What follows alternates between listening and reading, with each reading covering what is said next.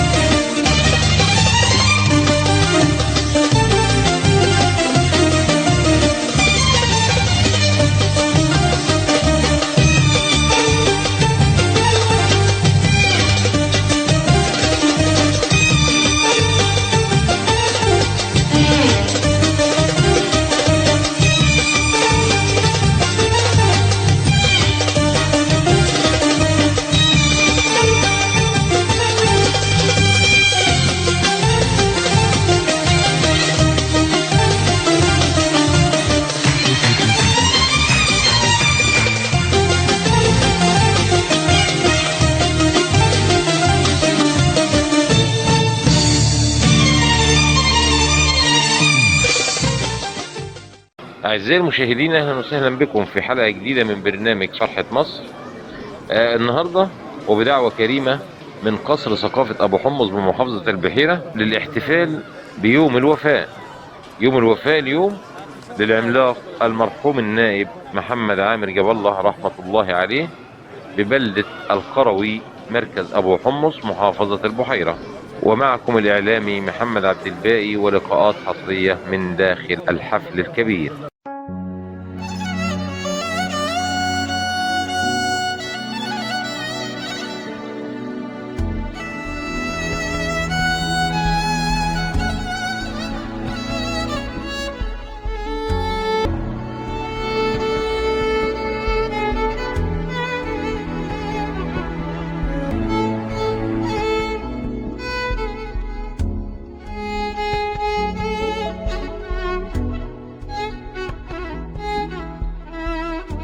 الحمد لله، الصلاة والسلام على رسول الله وعلى آله وصحبه ومن تبع هداه، وبعد.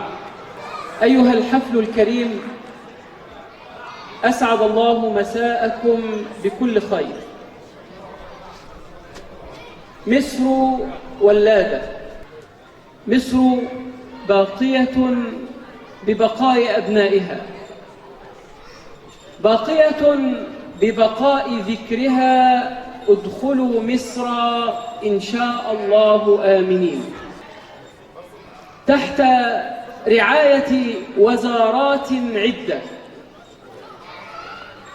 وزارة الشباب والرياضة، وزارة الثقافة، وزارة التعليم، وزارات عدة تضامنت وإن لم تكن حاضرة في تكريم هذا الرمز وهذه القامة. أليس من العجيب أن يكرم رمز بعد أن مات بأكثر من 35 عاما، بأكثر من 35 عاما يكرم محمد عامر جاب الله. وخير التكريم ما جاء بعد الموت، فلا شبهة نفاق ولا شبهة رياء ولا شبهة سمعة. ولولا أن هذا الرجل يستحق التكريم ما حضرت القلوب قبل الأجساد، فالناس يحبونه ويعرفون قدره، ويتوارث الأجيال معرفة هذا الرجل. ونحن الآن نحتفي به وبعطائه، فما الفخر إلا لأهل الفضل، إنهم على الهدى لمن استهدى أدلاء. وفضل كل امرئ ما كان يحسنه، والجاهلون لأهل الفضل أعداء. ففز بفضل تعش حيا به أبدا، الناس موتى وأهل الفضل أحياء. عمر الذكر ذكرى رحيلنا، دقات قلب المرء قائلة له إن الحياة دقائق وثواني، فاحفظ لنفسك بعد موتك ذكرها، فالذكر للإنسان عمر ثاني. وها نحن نذكر هذا الرجل ونرى إنجازاته، مدارس، مراكز شباب، أناس في وظائف عدة. الفضل يرجع إلى هذا الرجل الذي رحل عنا بجسده ولم ترحل إسهاماته. برعاية مديرية الثقافة بالبحيرة وبحضور الأستاذ محمد البسيوني نيابة عن مديرية الثقافة، وبرعاية بيت ثقافة أبي حمص، وبإدارة الأستاذ عمرو محمد حجاج، وبحضور الأساتذة من أهل القروي الأستاذ علي حسن طلبة فايد، والأستاذ عبد السلام طلبة فايد، والأستاذ محمود إبراهيم سالم، والأستاذ صابر محمد متولي، والأستاذ محمد عبد الوهاب، والأستاذ حسن محمد فايد، وكلهم من أهل القروي. وبالتعاون مع مركز شباب القروي تحت إدارة شباب أبي حمص، متمثلة في إدارة مركز الشباب والأستاذ قطب محمد شرف، وبحضور المهندسة مرفت البربري رئيس الوحدة المحلية لدمسنا. نقوم ويقوم الجميع بتكريم هذه الشخصية البارزة التي ظل ذكرها. ونبدأ حفلنا المبارك بآيات من الذكر الحكيم يقرأها علينا فضيلة الشيخ محمد عركوب، جزاه الله خيرا، فليتفضل مشكورا. أعوذ بالله من الشيطان الرجيم.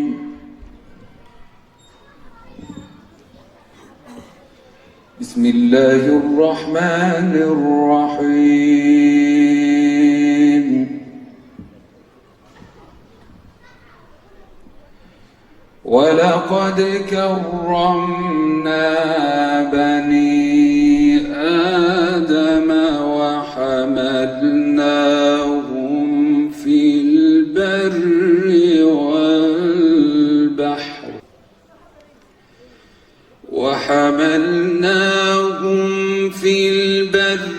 والبحر ورزقناهم من الطيبات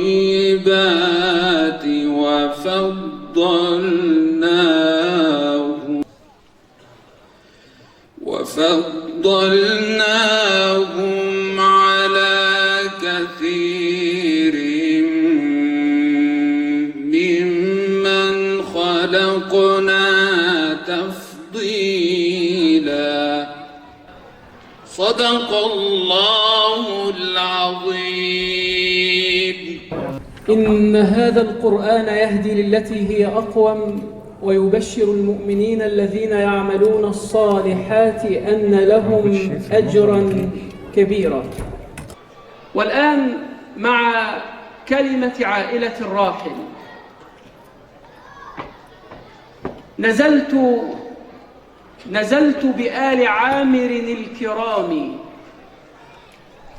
نزلت بآل عامر الكرام، فألفيت المحامد كالغمام، كرام مثل أولهم عظام، وما ورث العظام سوى العظام، يشابه يومهم ما كان قبل، تساموا فوق هامات التمام، يقال محمد صنو أبيه، يقال محمد صنو أبيه، كرام القوم من نسل الكرام، بدا في القدر ذا قدر عظيم، ومات بليلة القدر السلام، رؤوف مصلح بر كريم، يجود بغير من أو كلام. الآن مع كلمة العائلة ويقدمها الأستاذ المهندس محمد عامر جاب الله.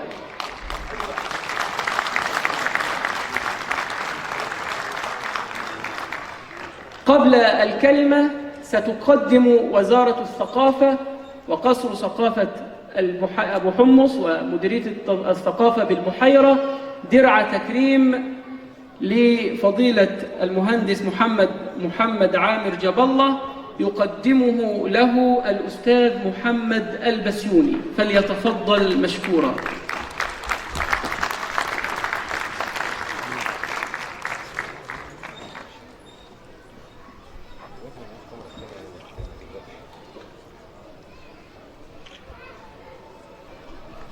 بسم الله الرحمن الرحيم.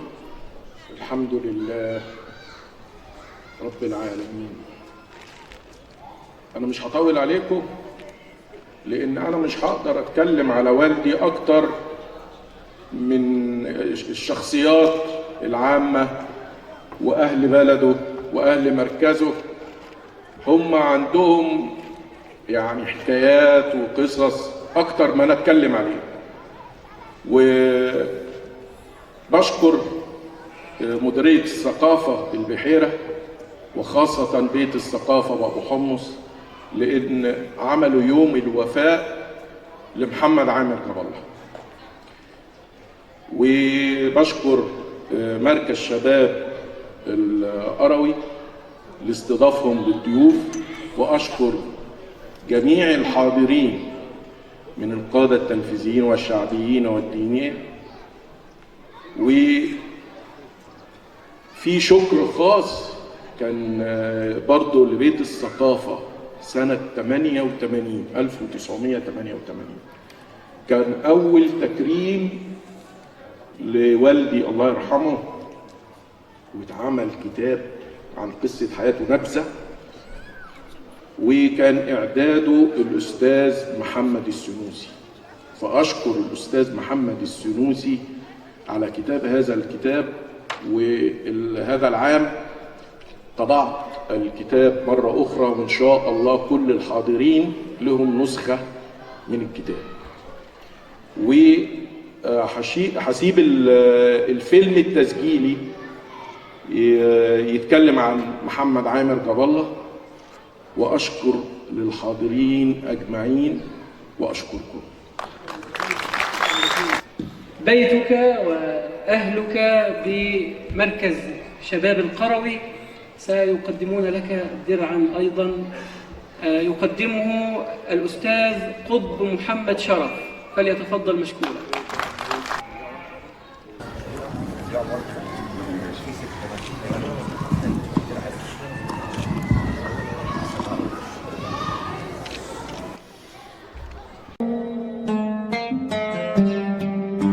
محمد عامر جاب الله.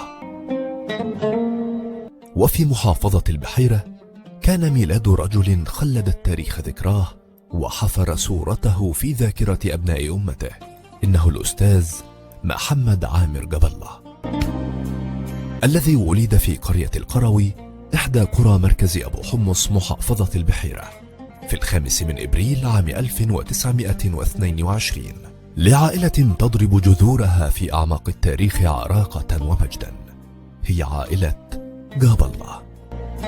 وفي مدرسة دمنهور الابتدائية تلقى الأستاذ محمد عامر جاب الله مبادئ التعليم والتربية، ثم التحق بمدرسة دمنهور الثانوية، وانتقل إلى الإسكندرية سنة 1947 ليلتحق بمعهد المعلمين، وحصل على التوجيهية، وانطلق إلى كلية الحقوق جامعة الإسكندرية لتظهر عليه بوادر الوطنية الحقة والبطولة والفدائية ضد أعداء الوطن.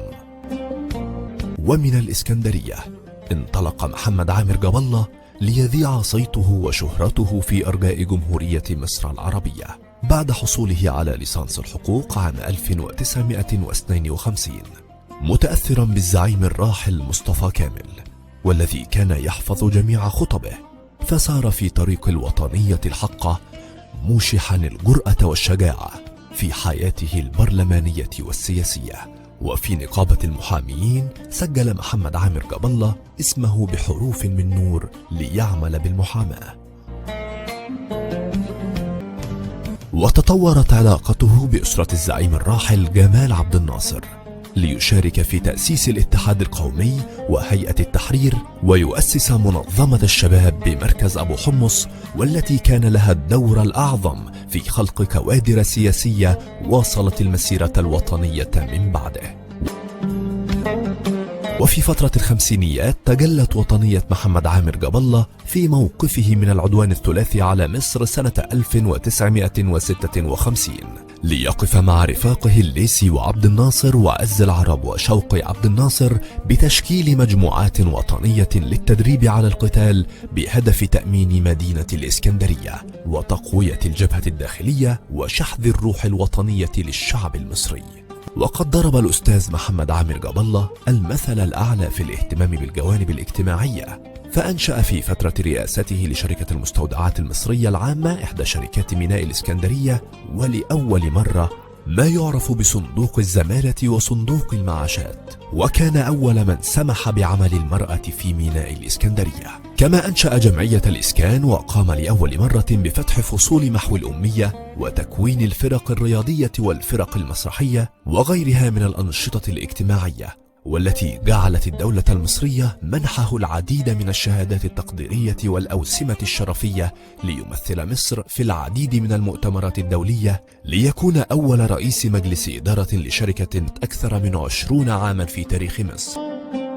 ومن الأوسمة والإيجازات إلى الأنشطة والإنجازات التي سجلها التاريخ لمحمد عامر جاب الله لتحفر شخصيته في ذاكرة أبناء محافظة البحيرة، نذكر منها كوبري محمد عامر جاب الله، والذي لا يزال يحمل اسمه حتى يومنا هذا، إدخال المياه والكهرباء إلى العديد من قرى أبو حمص، إنشاء مكاتب البريد ورصف الطرق وإنشاء المستشفيات، ولا تزال مستشفى أبو حمص شاهدة على تلك الإنجازات، تشغيل الشباب والمشاركة في إنهاء مشكلة البطالة التي لا زالت تؤرق المجتمعات، إنشاء المساجد والمعاهد الدينية على مستوى محافظة البحيرة، وبناء المدارس والوحدات الصحية، ولا تزال مدرسة القروي الإعدادية تحمل اسم محمد عامر جاب الله شاهدة على إنجازاته، ولا يزال أكبر شوارع مركز أبو حمص يحمل اسم محمد عامر جاب الله حتى الآن. امتدت الحركة الإصلاحية التي قادها محمد عامر جاب الله من أروقة مجلس الشعب إلى محافظة البحيرة تحقيقا للمصلحة العامة لأبناء محافظته، حبا ووفاء لدعم مركز أبو حمص في مجال الإسكان والصحة والشباب والرياضة والكهرباء والطاقة والتعليم والثقافة والوحدات المحلية ومجالس القرى والزراعة والري، فكان أبا روحيا لأبناء مركزه. وتحت قبة البرلمان كان لقاء محمد عامر جاب الله مع عثمان أحمد عثمان وزير الإسكان والتعمير لتنفيذ المشروعات العملاقة، ومن تعمير البنيان إلى تعمير الإنسان. كان اللقاء مع وزير الأوقاف ورائد التنوير الديني في العصر الحديث الشيخ محمد متولي الشعراوي لمناقشة قضايا الدين والمجتمع. ومن تعمير البنيان والإنسان إلى دولة العلم مع وزير التعليم. كان اللقاء مع وزير الثقافة لإعداد أجيال مثقفة قادرة على تحمل المسؤولية. ستظل منبطة مجلس الشعب في سبعينيات القرن العشرين شاهدة على مر الأيام بما سجلته يد العزة والكرامة بقلم محمد عامر جاب الله دفاعا عن وطنه وبلده، باقتراح مشروع مقدم من محمد عامر جاب الله بإضافة فقرة جديدة للمادة 53 من القانون رقم 52 لسنة 1975 بإصدار نظام الحكم المحلي، وشاهدة أيضا بما قدمه من استجوابات إلى وزير الاقتصاد والتجارة الخارجية بتاريخ 19 من ديسمبر عام 1983 لمناقشة الإشكاليات الاقتصادية. وبعد رحلة العطاء التي استمرت نصف قرن من الزمان، تأتي الليلة الموعودة، ليلة القدر، ليلة الأحد 27 من رمضان عام 1407 هجرية، الموافق 24 من شهر مايو سنة 1987، ليلقى ربه وتودعه جماهير مركز أبو حمص بجميع طوائفهم. وإن غاب عنا بجسمانه سيظل حاضرا في ذاكرتنا، خالدا بإنجازاته العظيمة وأخلاقياته الطيبة وأعماله الخيرية الشاهدة على عطائه. سلام على محمد عامر جاب الله في الخالدين، سلام على محمد عامر جاب الله في الطيبين، سلام على محمد عامر جاب الله مع النبيين والصديقين والشهداء والصالحين. فالتقى القدر مع القدر بدءا، فالتقى القدر مع القدر ختما، فقد ولد في ليلة القدر ورحل في ليلة القدر.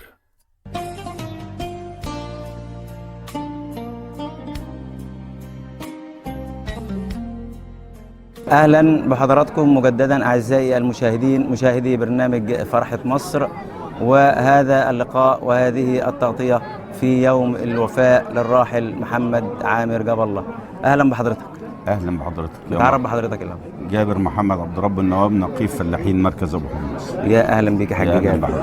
حضرتك عاصرت محمد عامر جاب الله؟ نعم، عاصرنا الحاج محمد عامر جاب الله الزعيم المخلد في ذكرانه. هو رحل عن عالمنا ولكن ما زال في قلوبنا الى ان يرث الارض ومن عليها. نحن مدينين في مركز ابو حمص لفخامه الزعيم محمد عامر جاب الله.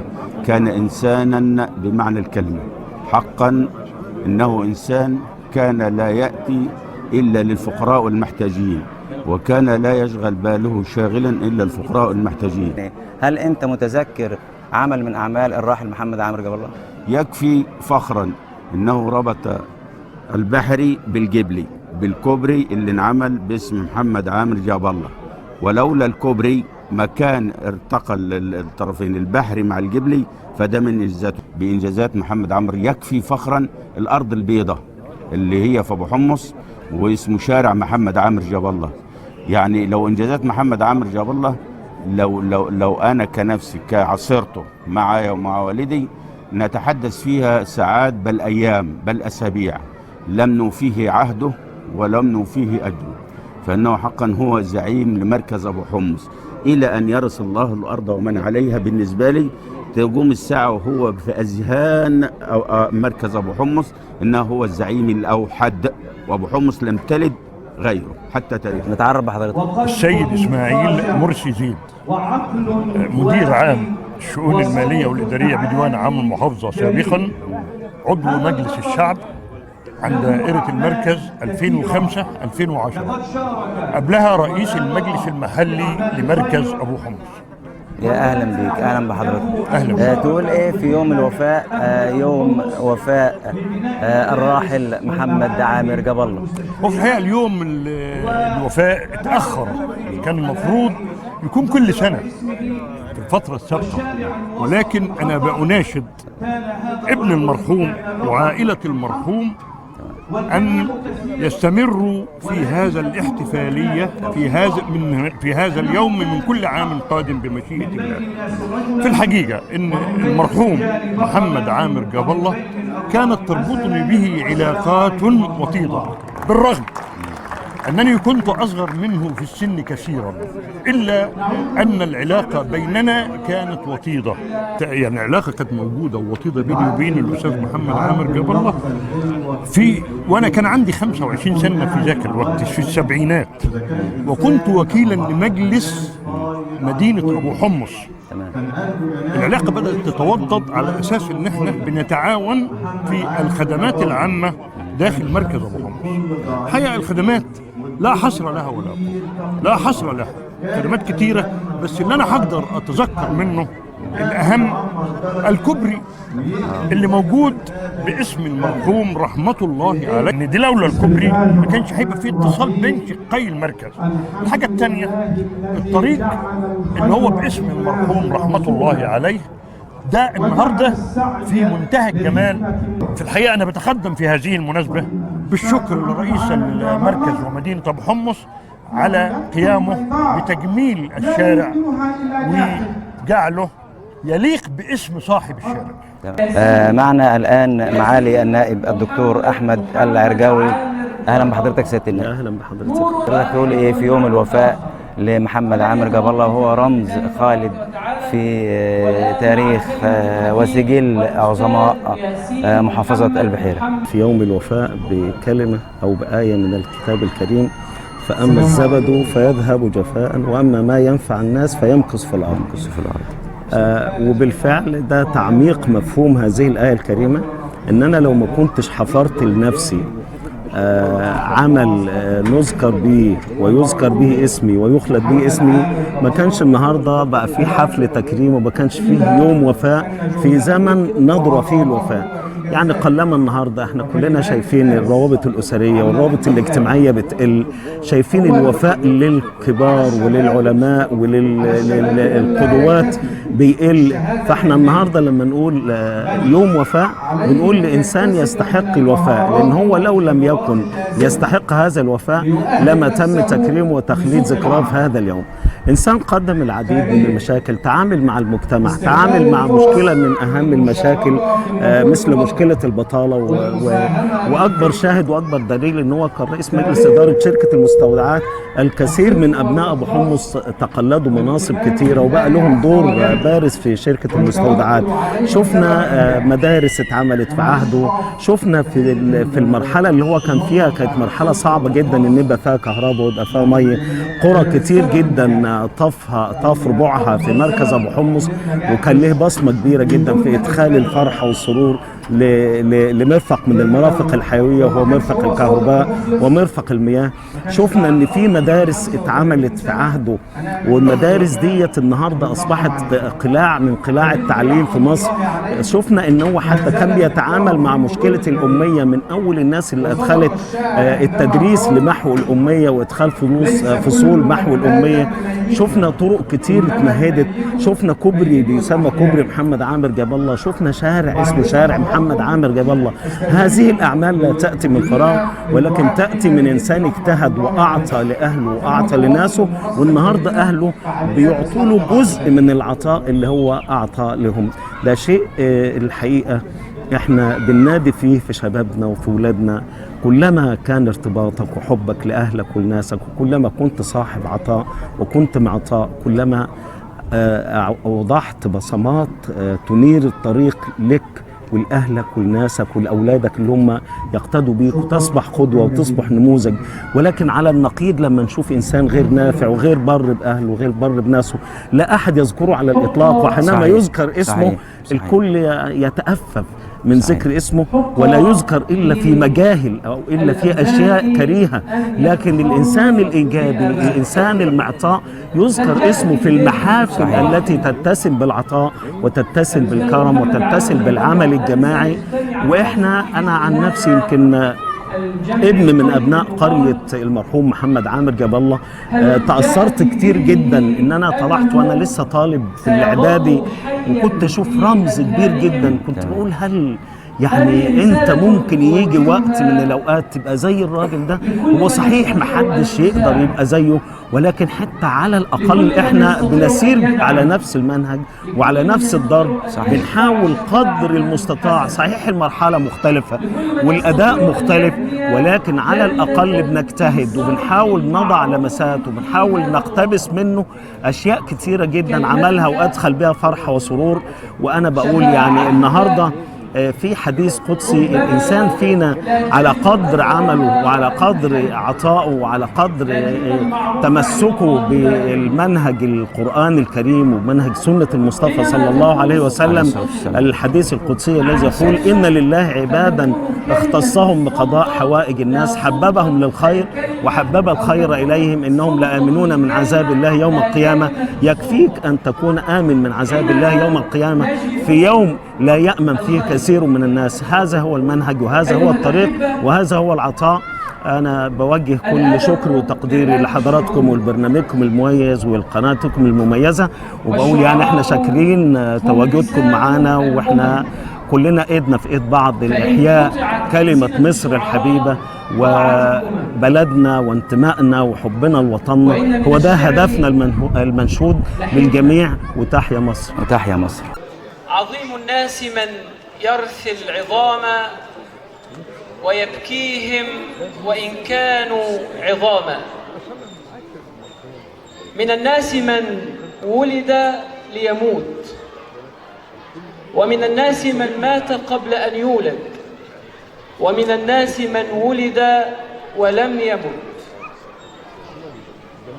وها نحن نكرم شخصية ورمزا من هذه الرموز، رمز رحل عنا بجسده لكنه لم يرحل بعطائه.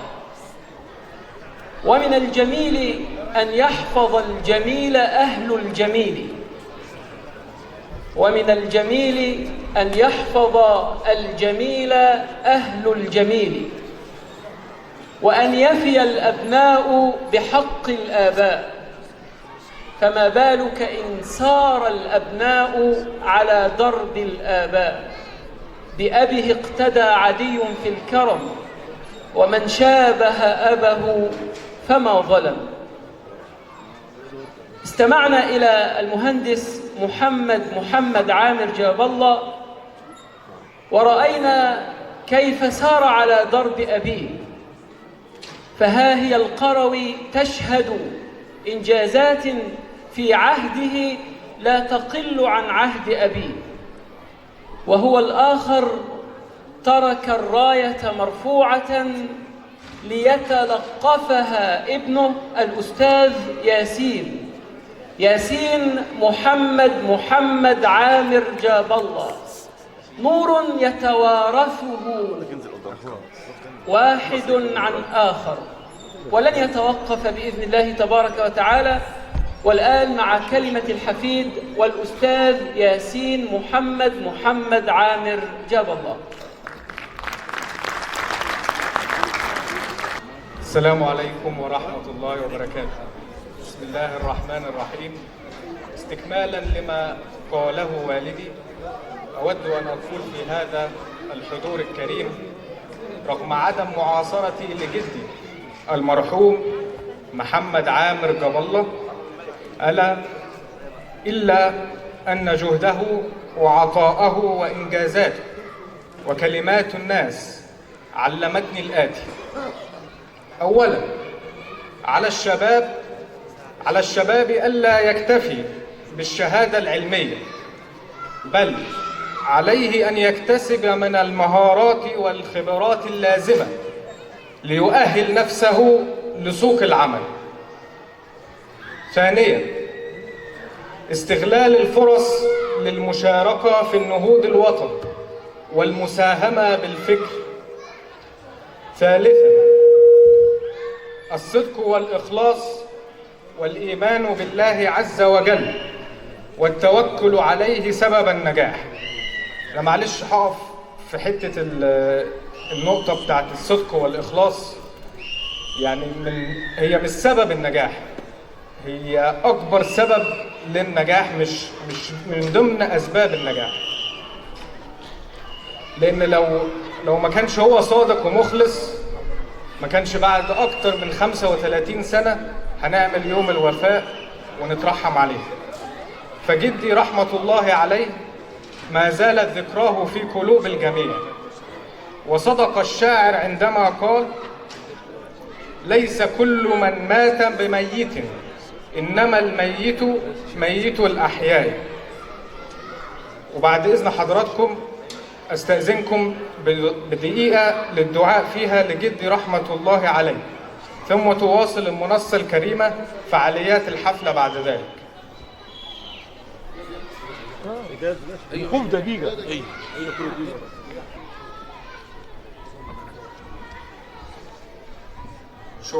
شكرا جزيلا. أهلا بحضراتكم مجددا أعزائي المشاهدين في هذه التغطية الخاصة بيوم الوفاء للعظيم الراحل محمد عامر جاب الله. نتعرف بحضرتك؟ عاطف أبو شليل، رئيس مجلس إدارة الجمعية المشتركة بمركز أبو حمص وعضو مجلس إدارة الجمعية المركزية. أهلا بك يا أستاذ عاطف. أهلا بحضرتك. حضرتك رفقت الراحل محمد عامر جاب الله؟ طبعا. الأستاذ محمد عامر جاب الله رمز من رموز، مش هنقوله مركز أبو حمص، من رموز جمهورية مصر العربية، والذي ترك ذكرى تدرس للأجيال حتى للأجيال القادمة، وصنع لنفسه تاريخ من أجل أعماله. فلو حضرتك هنتكلم على ذكريات الأستاذ محمد عامر جاب الله، هو اللي صنع لنفسه تاريخ وصنع لنفسه ذكريات من أعماله وإنجازاته داخل مركز أبو حمص بصفة خاصة وداخل محافظة البحيرة بصفة عامة. أنا عايز بس أستأذنك في موقف ما حضرتك تفتكره مع الراحل محمد عامر جاب الله رحمة الله عليه. حضرتك طبعا تذكرني بموقف لم ينسى من ذاكرتي. الأستاذ محمد عامر جاب الله لما تمسك في معتقلين سياسيين وسعى فيها مجلس النواب، عندما سعى وتقابل مع المسؤولين بالمحافظة البحيرة ولم يلقى الاستجابة لمطلبه، فكان عنده إصرارا في هذا الموقف. سعى معنا الأستاذ محمد عامر جاب الله، تقابل مع السيد مدير أمن البحيرة إنه لم يرقى التنفيذ في هذا التوقيت، فإصراره لتاني يوم. وهذه الذكرى أنا فاكر هذا الذكرى بالتحديد كان يوم 2 في عام 1987. تاني يوم تقابل مع السيد رئيس الجمهورية وتم الإفراج عن المعتقلين السياسيين في هذا التوقيت. فهذه بالنسبة للأستاذ محمد عامر إنجازاته وذكراه تخلد للتاريخ. أهلا بحضرتك. أهلا وسهلا. أهلا. نتعرف على اسم حضرتك. جاب الله الصعيدي، من أهل مركز أبو حمص من المدينة، وعاشرت الأستاذ محمد عامر. يا أهلا بيك يا حاج جاب الله. ممكن حضرتك تقول لنا كلمة في يوم الوفاء؟ أنا لما أتكلم على محمد جاب الله، أنا محمد عامر جاب الله، مش أنا أتكلم الإنجازات اللي تتكلم عليه. هو محمد عامر جاب الله ده كان يعني رمز من رموز محافظة البحيرة، مش مركز أبو حمص أو من جمهورية مصر العربية بمعنى صح. احنا عاشرنا محمد عامر جاب الله ومشينا بقى في الانتخابات وتعلمنا منه الكتير. محمد عامر جاب الله عمل في ابو حمص اللي ما فيش حد هيعمله. اللي عمله محمد جاب الله ما فيش حد هيعمله. يعني انا ذات نفسي كنت مرشح مجلس الشعب، يعني واحد من مليون محمد عامر جاب الله. محمد عامر جاب الله ده كانت قصه ثانيه. عمل يعني. طيب انا عايزك تقول لي على عمل مهم من وجهه نظر حضرتك للراحل محمد عامر جاب الله. العمل المهم ان هو يعني شغل ناس في ابو حمص، ناس فقيره وعلى يدي انا، واخد بالك انت، والناس دي كلها موجوده، يعني شغلهم وفتح لهم بيوت. ده غير بقى الاعمال اللي معموله في ابو حمص، الرصف والمستشفيات والكوبري، وعمل حاجات كتير. محمد عامر جاب الله عمل مدارس وعمل كل حاجه. محمد عامر جاب الله احنا جالنا في محافظه البحيره الرئيس جمال عبد الناصر والرئيس انور السادات، يعني جالنا في ابو حمص. محمد عامر جاب الله ده كان قصه ثانيه، قصه يعني مش حدوته يعني حدوته في جمهوريه مصر العربيه، مش في مركز ابو حمص ولا في البحيره. تمام. شكرا لحضراتكم اعزائي المشاهدين، وتابعونا في لقاء جديد. هل جاء في ذهن الراحل الأستاذ محمد عامر جاب الله أن سيجتمع الناس في مثل هذا الجمع الطيب المبارك؟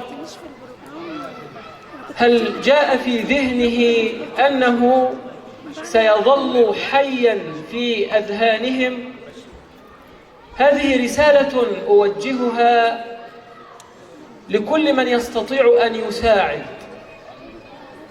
لكل من يستطيع أن يدعم، لكل من يستطيع أن يشفع شفاعة حسنة، لكل من يستطيع أن يبني لبنة في صرح المعروف في هذا الوطن. كلمتك، شفاعتك ربما لا تجد أثرها وأنت حي، لكن المعروف عند الله لا يضيع. حينما تكون السلطة مع الكلمة فتكون كلمة السلطة لا سلطة الكلمة، أو تكون سلطة الكلمة لا كلمة السلطة. حينها نجد الخير. أيها الأحبة، الأدب مرآة الشعوب، والشعراء هم لسان الأمم، فإن قطعت ألسنة الشعراء ضاعت الأمم. وإن من الشعر لحكمة. الآن مع الشعراء ومع الأستاذ حسن حامد جاب الله، فليتفضل مشكورا. أولا دعوني أرحب بكل ضيوف الحفل الكريم. أنا جئت اليوم ليس ممثلا عن وزارة الثقافة فحسب، ولكنني رجل من أبناء هذه القرية المتعلمة الجميلة، قرية القروي، التي ولد فيها رجل ما زال موجود بأعماله الخالدة بيننا. قرية القروي علمت الجميع معنى الحرية، علمنا إياها المرحوم محمد عامر جاب الله رحمة الله عليه. قرية زارها زعماء مصر الأفاضل، فمنهم الرئيس السابق جمال عبد الناصر، والرئيس السابق محمد أنور السادات بطل الحرب والسلام. قرية معروفة بأصالتها ورجالها، فاسمحوا لي أن ألقي عليكم بعد أشعاري العامية البسيطة.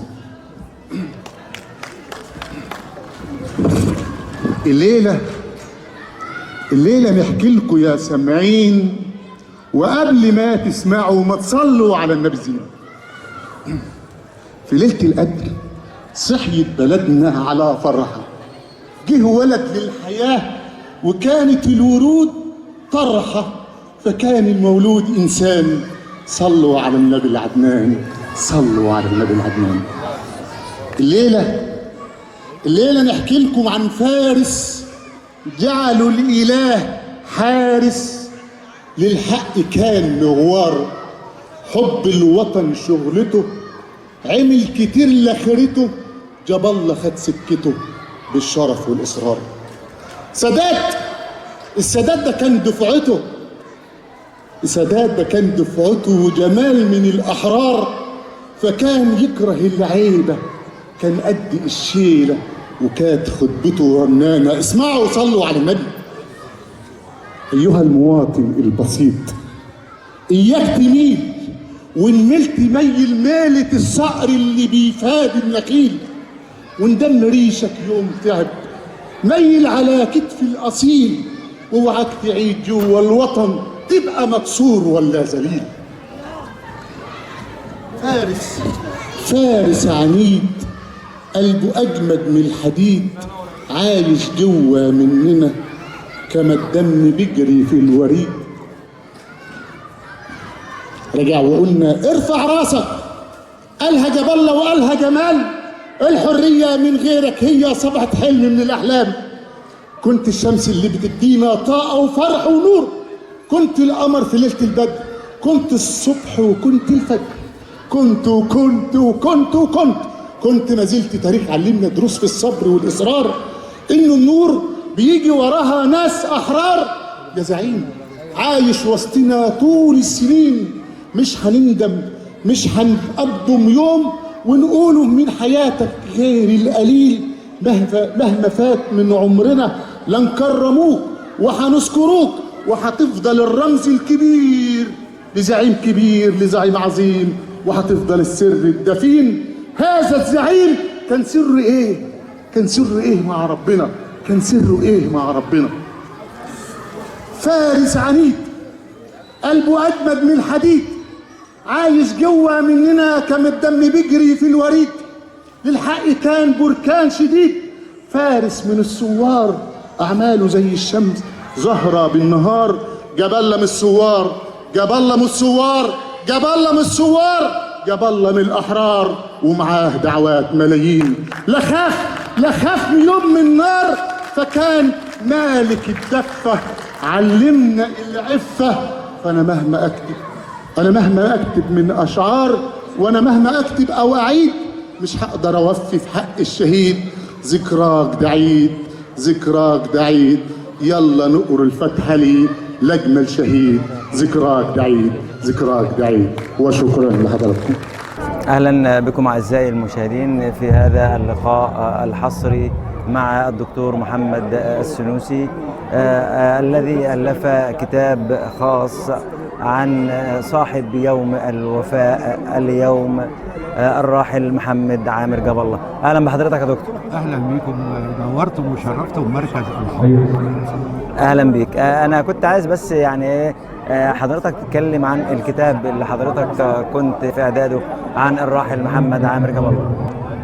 والله يعني لو اتكلمنا عن انجازات الراحل العظيم الشهيد محمد عامر جاب الله، انجازات كثيره على مستوى القومي، المستوى المحلي، والمستوى التنفيذي والتشريعي في مجلس النواب، وايضا كان له دور بطولي لا ينكره التاريخ. وارجو ان الاجيال الموجوده حاليا والاجيال القادمه تعرف هذا الدور وتكون قدوه ومثل هذه الاجيال. يعني هو طالب في سنه 1950 في جامعه اسكندريه، كون مجموعه من الشباب المقاتلين في ما يسمى الجيش الشعبي، وسافروا على التل الكبير يحاربوا الانجليز.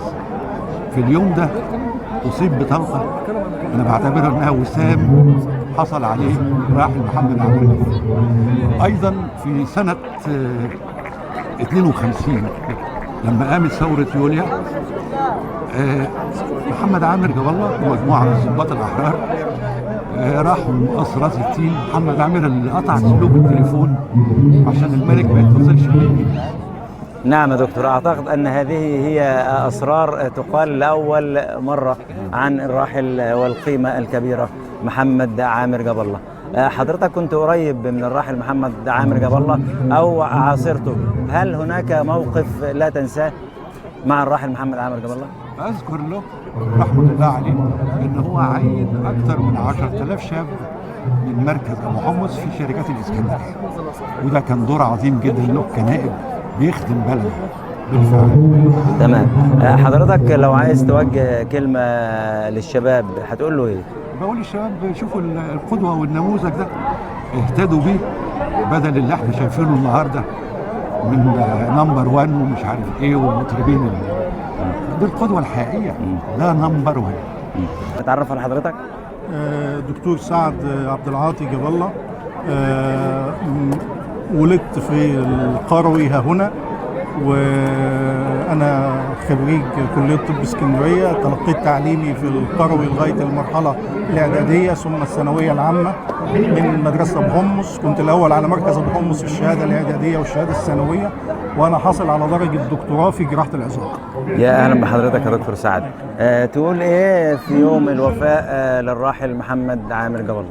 والله انا علاقتي بمحمد عامر جاب الله هي علاقه طبعا يعني ايه قرابه وعلاقه استاذيه، وانا حضرت عاصرته لغايه ما كنت في سنه ثالثه اعدادي، وكان دايما هو نموذج يقتدى به في اعماله الوطنيه وفي اسلوبه الخطابي وفي معاملته مع الناس وفي حبه لوطنه وفي نشأته. فاحنا نشأنا على حب محمد عامر جاب الله، وتربينا ان ده يعني الانسان الوطني كما يجب ان يقول.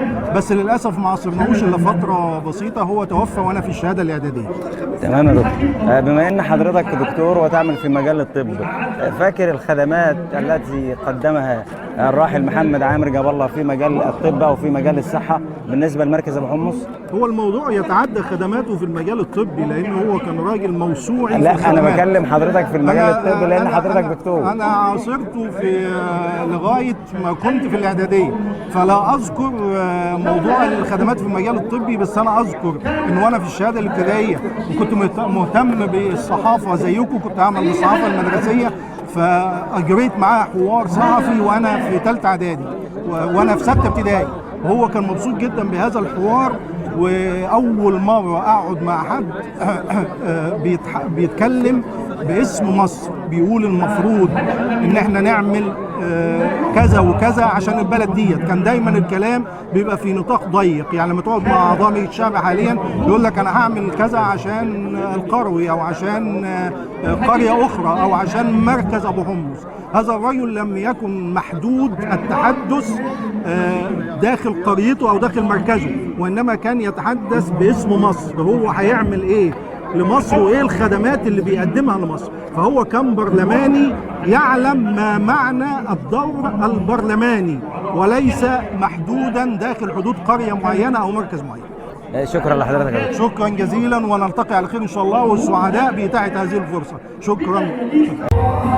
أعزائي المشاهدين، مع حضراتكم هذه المتابعة الخاصة ليوم الوفاء، يوم وفاء الراحل محمد عامر جاب الله رحمة الله عليه. عرف حضرتك. أخوك الشيخ جاب الله أو الدكتور جاب الله عوض الله جاب الله، إمام وخطيب مسجد المرحوم محمد عامر جاب الله، والذي تبرع به ولده المهندس محمد عامر جاب الله بجوار الفيلا المذكورة باسم والده، وذلك تكريما لوالده رحمه الله. هذا المسجد يقوم على مساحة 700 متر تقريبا، وهذا من بر الوالد بولده. هذا هو الأستاذ محمد عامر جاب الله الصغير ابن الأستاذ محمد عامر جاب الله الكبير. أهلا بحضرتك فضيلة الشيخ. حضرتك تقول لنا إيه النهارده في يوم الوفاء للراحل محمد عامر جاب الله؟ نعم، أقول بأن المرحوم محمد عامر جاب الله شخصية من الشخصيات النادرة، شخصية من الشخصيات التي لن تتكرر ولم تتكرر في مركز ومدينة أبو حمص، فهذه شخصية عظيمة. إذا ذكرنا الوفاء وجدنا محمد عامر جاب الله، وإذا ذكرنا الأبطال كان على رأسهم المرحوم محمد عامر جاب الله، وإذا ذكرنا العظماء وجدنا على رأسهم المرحوم محمد عامر جاب الله، وإذا ذكرت بلدة القروي ذكر قبلها محمد عامر جاب الله، وإذا تحدث أحد عن مركز أبو حمص ذكروا محمد عامر جاب الله، وإذا ذكروا محافظة البحيرة ذكروا محمد عامر جاب الله. الله يفتح عليك فضيلة الشيخ. جزاكم الله خير. حضرتك تقول لي عمل واحد مهم بالنسبة لك تراه هو الأهم للراحل القدير محمد عامر جاب الله. عمل واحد ليا بالنسبة عمل واحد إن أنا كان والدي رحمه الله حب إن هو يقدم لي في كلية الحربية، فقال لو كلية الحربية أخذت واحد هيكون ابنني جاب الله عوض جاب الله. شكرا لحضرتك فضيلة الشيخ. شكرا لحضرتك.